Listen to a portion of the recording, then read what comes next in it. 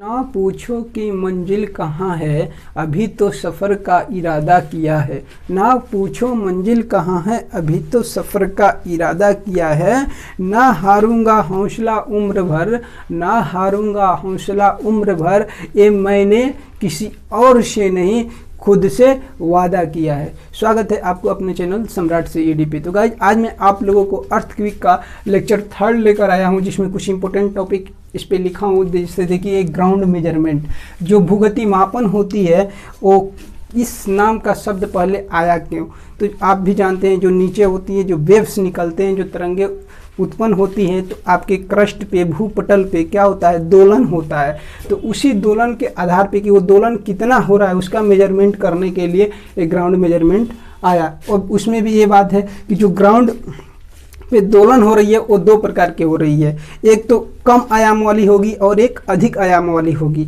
यानी एक large aptitude वाली होगी और एक स्मॉल एप्टीट्यूड वाली होगी। अगर शैलो, जो तरंगे नीचे से निकल रही है, अगर शैलो अर्थक्वेक होगा, यानी शैलो मतलब उथली भूकंप आएगी, कम वाली भूकंप आएगी, उससे हमारा क्या होगा, लघु आयाम की भूगति दोलन होगा। और जो गहरे वाले होते हैं, जो डीप आती है, खतरनाक, जो डेंजरस वाले आते हैं, उसके द्वारा हमारा दीर्घ आयाम भूगति मेजरमेंट होगा। तो ये हम देख लिए कि ग्राउंड मेजरमेंट शब्द क्यों। अब इसके मेजरमेंट करने के लिए हमारे पास 2 प्रकार की उल्लेख, जो अभिलेखी है, वो 2 प्रकार की होती है। इसके मेजरमेंट ग्राउंड के मोशन को, जो ऊपरी जो दोलन हो रही है, क्रस्ट की दोलन हो रही है, वो 2 प्रकार से करते हैं। एक तो सिस्मोग्राफ होती है और एसिलोग्राफ होती है। जो सिस्मोग्राफ है वो भूकंप लेखी है और एसिलेरोग्राफ है वो त्वरण लेखी है। अब बात करते हैं हम सिस्मोग्राफ। सिस्मोग्राफ जनरली 4 प्रकार के होते हैं। एक होती है हॉरिजॉन्टल सैकिंग सिस्मोग्राफ, क्षैतिज दोलन भूकंप लेखी। वर्टिकल सैकिंग सिस्मोग्राफ, जिसकी हिंदी है ऊर्ध्वाधर दोलन भूकंप लेखी। एक है इनर्शियल सिस्मोमीटर, यानी जड़त्वीय भूकंप मापी। ये भूकंप लेखी नहीं है, भूकंप मापी है। इलेक्ट्रोमैग्नेटिक सिस्मोग्राफ, विद्युत चुंबक भूकंप लेखी। अब बात करते हैं सबसे पहले ये हॉरिजॉन्टल सैकिंग सिस्मोग्राफ के बारे में। तो ये इसका फिगर रहा। ये जो 2 है ना, फर्स्ट और सेकेंड, इनमें 2 चीज़ कॉमन होती है। वो कौन कौन सी होती है? पहला होता है सेंसर, दूसरा होता है आपका रिकॉर्डर, और थर्ड होती है आपकी टाइमर। सुग्राह रिकॉर्डर का होता है आपकी आलेखी, और टाइमर समय नियंत्रक। अब बात करते हैं इसके बारे में आप क्या लिखेंगे। तो इसके बारे में लिखने के लिए क्या लिखेंगे कि इसमें एक आलंब होती है, आलंब से एक डोरी के माध्यम से एक लोलक लटकी हुई होती है, जिस लोलक पे एक पेन लगा होता है। और ये पेन जो होती है एक घूर्णी ड्रम पे, जो घूर्णी ड्रम जो होती है, जो रोटेट करती रहती है, घूमती रहती है। इस रोटेट करने वाली पे एक चार्ट पेपर लगा होता है, और ये चार्ट पेपर और ये जो पेन होती है ये स्थिर रहती है। चूंकि यहाँ पे चुंबक लगा है, इस चुंबक के मध्य से इस डोरी को लगाते हैं ताकि इसकी सुग्राह्यता बनी रहे, इसकी सेंसिटिविटी बनी रहे। और जो ये आपकी ड्रम है, इस पे चार्ट पेपर लगा होता है, जैसे ये ऐसे रोटेट कर रही है और ऐसे ये है, ऐसे कर रही है। और ये जो नीचे होता है एक प्लेट सी होती है, जो भूकंप आते हैं, जो आपकी क्रस्ट होती है, क्रस्ट की ऊपरी सतह मूवमेंट करती है, क्षैतिज में मूवमेंट करती है। चूंकि ये क्षैतिज दोलन भूकंप लेखी है, तो ये क्षैतिज वाले को मेजरमेंट, जब क्षैतिज में वो करेगी, मूव करेगी, तो उसके लिए जो प्लेट है वो आगे पीछे होगी। तो इसी के आधार से एक घूर्णी ड्रम है, ये भी आगे पीछे होगी। चूंकि ये स्थिर है, ये पेन आपका क्या है, स्थिर है। जब ये ड्रम घूमेगा इसके कारण, तो इस पे इस प्रकार से एक ग्राफ बनती जाएगी। ये जो दोलन है, जो पृथ्वी की ऊपरी क्रस्ट की जो मोशन है, इसके अनुसार ये शो होता जाएगा। तो इसीलिए जो क्षैतिज दोलन होती है उसमें एक नहीं 2 लगाते हैं, क्योंकि क्षैतिज में ही एक ऐसे लगा देंगे और एक इस प्रकार लगा देंगे। ये भी क्षैतिज है, ये क्षैतिज के लंबवत है, क्षैतिज के लंबवत है और ये भी क्षैतिज है। तो क्षैतिज दोलन को मापने के लिए, हॉरिजॉन्टल दोलन को मापने के लिए हम जो हॉरिजॉन्टल सेकिंग सिस्मोग्राफ होते हैं वो 2 लगाते हैं। और इसके बारे में बता ही दिए कैसे आपको लिखने हैं कि भाई एक अलम्ब होता है, इस अलम्ब से एक डोरी चुंबक के मध्य से जिस पे लोलक लगी रहती है, इसके किनारे पे पेन लगा रहता है। जो पेन है वो लेखनी का कार्य करता है। जो लेखनी किस पे करता है, तो एक चार्ट पेपर पे करता है, जो चार्ट पेपर घूर्णी ड्रम से लगी रहती है। बस इतना आपको लिख देना है। और इसमें बात करते हैं इस सेंसर का कार्य कौन कौन कर रही है। तो ये जो अलम्ब है, डोरी है, लोलक है और चुंबक है, ये 4 चीजें मिलकर आपकी सेंसर की काम कर रही है, सुग्राह्यता की काम कर रही है, ये स्थिर कर रही है इनको। और रिकॉर्डर का कार्य कौन कर रहा है, तो आपकी ये चार्ट पेपर है, इस पे लिपटी हुई है चार्ट पेपर, और एक पेन है और एक आपकी घूर्णी ड्रम है जो ऐसे मूव कर रही है। ये 4 चीजें मिलकर 1 2 3 4 4 चीजें मिलकर आपकी रिकॉर्डर की कार्य कर रही है। और टाइमर का कार्य कौन कर रहा है, जो यहाँ से रोटेट हो रही है, कितना बार ये रोटेट हो रही है, जो यहाँ पे लगी हुई है ना कि भाई इतने साइकिल पर सेकेंड, वो आपका टाइमर का समय नियंत्रक का कार्य कर रही है। जैसे ये है सेम इसी की ड्राइंग कुछ इसकी भी है। जो ऊर्ध्वाधर दोलन भूकंप लेखी है, जो वर्टिकल सेकिंग सिस्मोग्राफ है, कुछ वैसे ही है। इसके बारे में भी आप यही लिखेंगे। इसमें एक और चीज़ है, इसमें एक स्प्रिंग को ऐड कर दिया है और इसमें स्प्रिंग नहीं है। तो इसमें एक आलम्ब के माध्यम से एक स्प्रिंग जुड़ी होती है। उस स्प्रिंग का कनेक्शन ज्वाइंट आपकी एक डोरी से होता है, जो डोरी चुंबक के मध्य से लटकी रहती है, जुड़ी रहती है। और उस डोरी के लास्ट सिरे पे एक लोलक रहता है और उस लोलक का संबंध एक पेन से होता है। जो पेन होती है वो घूर्णी ड्रम पर लिपटी चार्ट पेपर, ये क्या है आपकी चार्ट पेपर पर आलेखन का कार्य करती है। ठीक है। और ये आपकी है दोलन की दिशा। जब वर्टिकल में जो हमारी क्रस्ट है जो ऊपर नीचे दोलन करेगी, तो उसकी ये दोलन को मेजरमेंट करेगी, ऊर्ध्वाधर दोलन भूकंप लेखी। और इसमें आपकी सेंसर का कार्य कौन कौन करती है, तो आलम्ब, स्प्रिंग और आपकी ये जो डोरी है, लटकी हुई डोरी, चुंबक और लोलक, इतने मिलकर सेंसर का कार्य करते हैं। और रिकॉर्डर का कार्य जो करती है वो आपकी करती है पेन, चार्ट पेपर और ये ड्रम जो रोटेट हो रही है। और टाइमर का यहाँ पे जैसे ये रोटेट होगा, ड्रम रोटेट होगा, उसकी साइकिल पर सेकंड को काउंट करेगी, तो ये आपका टाइमर निकल जाएगा।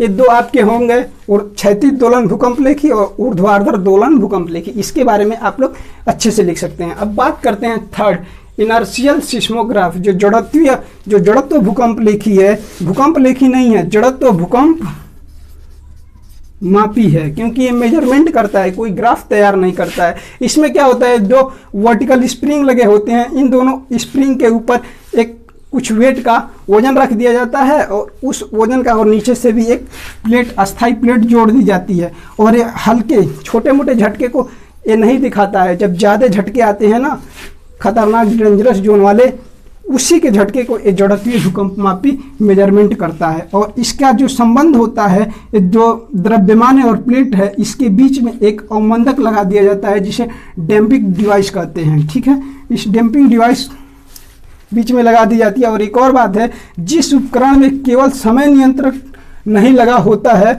उसे हम क्या कहते हैं, भूकंपदर्शी कहते हैं, उसे हम सिस्मोस्कोप कहते हैं। इसमें क्या है, समय नियंत्रक लगा है, नहीं लगा है, ना समय नियंत्रक लगा है, ना आपकी टाइमर लगा है। ठीक है, तो इसीलिए ये आपका क्या हो गया, टाइमर ही तो समय नियंत्रक है ना, इसमें सेंसर भी नहीं लगे हैं। तो इस प्रकार ये जड़त्व भूकंप लेखी होगी। अब बात करते हैं जो फोर्थ है, इलेक्ट्रोमैग्नेटिक सिस्मोग्राफ, विद्युत चुंबकीय भूकंप लेखी है। अब इसके बारे में इसे रफ करते हैं, उसका फिगर बनाते हैं। इलेक्ट्रोमैग्नेटिक सिस्मोग्राफ जो यहाँ पे बनाया है, फिगर यहाँ पे देखिए, फिगर बना है। ए है वेलोसिटी पिकअप, जिसकी हिंदी होती है वेग संकलन इकाई। और यहाँ पे है गैल्वेनोमीटर, धारा मापी। और यहाँ से एक प्रकाश स्रोत है, इसमें एक दर्पण लगा हुआ है और एक फोटोग्राफिक पेपर है। इसकी थोड़ी सिस्टम को हम समझ लेते हैं कि कैसे इसके द्वारा हम सिस्मोग्राफ को कैसे मेजरमेंट करते हैं, जो सिस्मेटिक जो अर्थक्वेक होती है उसे कैसे, उसके दोलन को, उसके आयाम को कैसे मेजरमेंट करते हैं। तो इसमें क्या होता है, एक यहाँ पे एक आलम्ब होती है, एक सपोर्ट होती है, और इस सपोर्ट के सहारे एक कुंडली, यहाँ पे स्प्रिंग होती है, इस स्प्रिंग में एक कुंडली लिपटी हुई होती है, नीचे यहाँ पे एक सिस्टम होता है जिसमें कुंडली लिपटी होती है। इसके दोनों तरफ क्या होते हैं, आपके चुंबक लगे होते हैं, ठीक है। जब इस चुंबक में एक कुंडली जब मूव करेगी तो आप विद्युत चुंबकीय सिद्धांत के अनुसार जानते हैं कि उसमें से क्या होगा, धारा उत्पन्न होगी, उसमें से धारा निकलेगी। तो क्या होता है, जब इनमें जो मूव करती है, जैसे आपकी जो अर्थ क्रेस्ट है इस पे लगी होती है, तो ये मूव करेगी तो इसमें से धारा निकलेगी, इसमें से कुछ वोल्टेज निकलेंगे। इनका कनेक्शन हम धारामापी से कर देते हैं। जब धारामापी से करते हैं तो इसके ऊपर एक चुंबक होता है, चुंबक के नीचे एक दर्पण लगी होती है। जैसे जैसे इसमें धारा आती है, जितने स्पीड से आती है, जिस हिसाब से आती है, उस हिसाब से दर्पण क्या करता है, मूव करता है। इस दर्पण जैसे जैसे मूव करेगा, रोटेट करेगा, इसको एक स्रोत, इस पे एक स्रोत डालते हैं जिसका जो है वो प्रकाश स्रोत है। इस जब प्रकाश स्रोत इस दर्पण पे पड़ता है तो दर्पण से परावर्तित होती है प्रकाश स्रोत, और परावर्तित होकर एक फोटोग्राफिक पेपर लगा होता है। इस फोटोग्राफिक पेपर पे मेजरमेंट दिखाने लगता है कि भाई कितनी इस जो अर्थक्वेक की जो ऊपरी सतह है वो कितने आयाम से मूव कर रही है। तो ये आपका दिखाने लगता है ये फोटोग्राफी पेपर। तो ये आपका इलेक्ट्रोमैग्नेटिक सिस्मोग्राफ रहा। अब बात करते हैं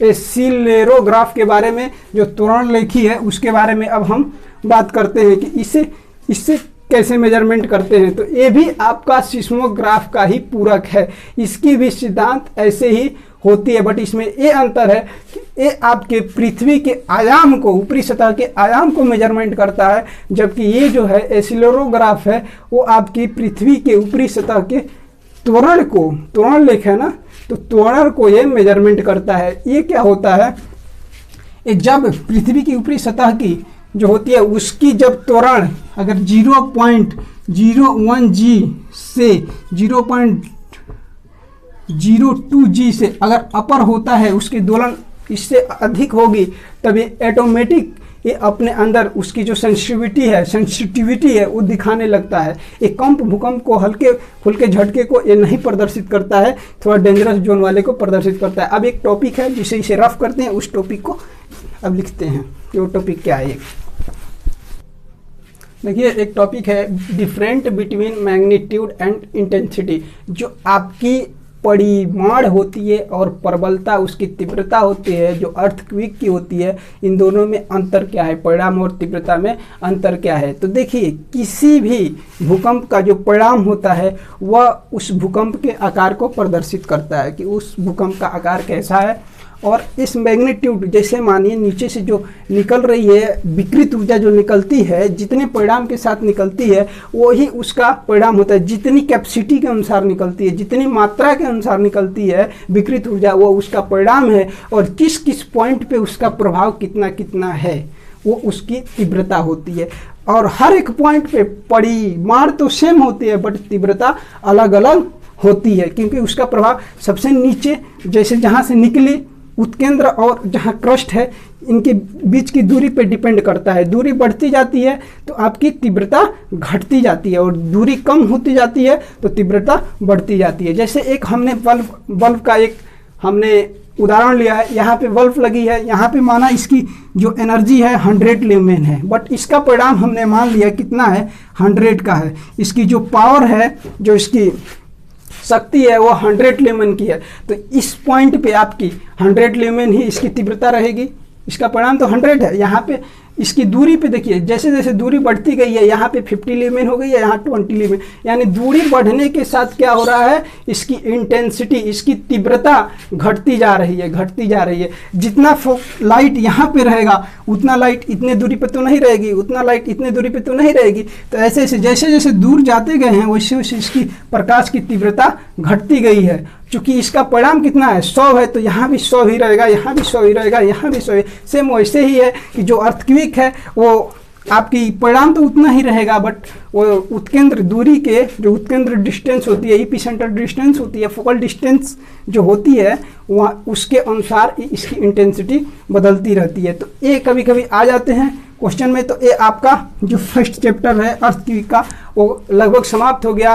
और सबसे ज़्यादा जो क्वेश्चन आते हैं लगभग 80% में इसी चैप्टर से आते हैं। इसकी नेक्स्ट लेक्चर बहुत ही जल्द अपलोड कर देंगे।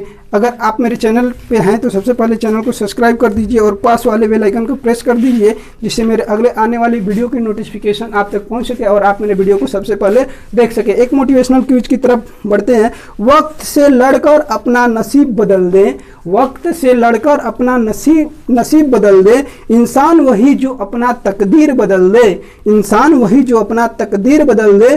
क्या कल होगा उसकी कभी न सोचो, क्या कल होगा उसकी कभी न सोचो, क्या पता कल वक्त अपनी लकीर बदल दे, क्या पता कल वक्त अपनी लकीर बदल दे। थैंक्स।